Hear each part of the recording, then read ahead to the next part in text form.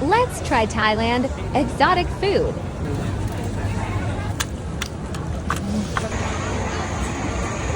Hi guys, so nandito nga tayo sa George Fair. Tingnan natin yung mga pagkain dito. So maraming mga choices dito. Merong mga exotic, may mga normal na pagkain. Tingnan natin kung masarap yung mga pagkain dito. Kaya tara, let's go! So dahil di pa kami kumakain, maghanap muna kami ng kanin. Yun muna ang kakainin namin kasi baka sumakit yung tiyan namin. Ito na yung first meal namin. Kain muna kami ng kanin para safe yung tiyan.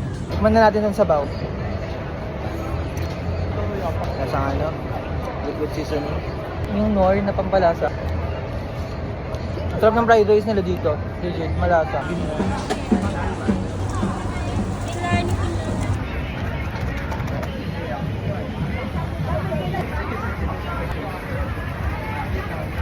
Lasa ko spices lang? Ano naman? No, eh? Alam mo nalalasahin yung shrimp eh. Ano sa? Ligas ka? No? Anghang? Sobrang anghang, dinalasa yung shrimp. Grilled jellyfish daw to guys. Ako mo na yung jellyfish. Gara? May ganun. Walang lasa. Ang crunchy niya pero ang lasa nasa. Tapos. Pwede mo ng lasa. Yung sausawan lang. Sakto lang. Di masarap yung grilled jellyfish. Try na natin.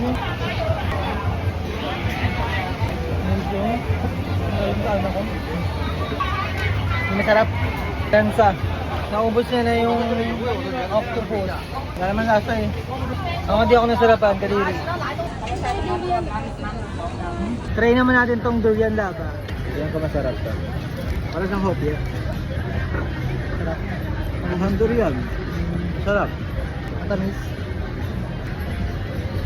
Parang durian lang talaga. Nalagyan naman tinapay. Masarap, nagustuhan ko siya. 140 baht nga pala to, tapos 4 pieces na siya. Tapos ganito yung loob niya. Sarap. Hindi isa ko. Pinagod na no. Tikman na natin. Sarap.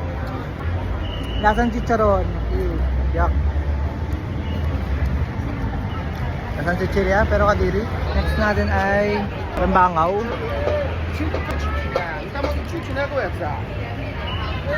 Okay lang. Parehas lang yung lasa. Magkalasa lang. Yoko niyan. Ipis. Ang laki. Parang grasshopper. Tikman natin kung anong lasa na ito. Lasang chichirya. Parehas lang.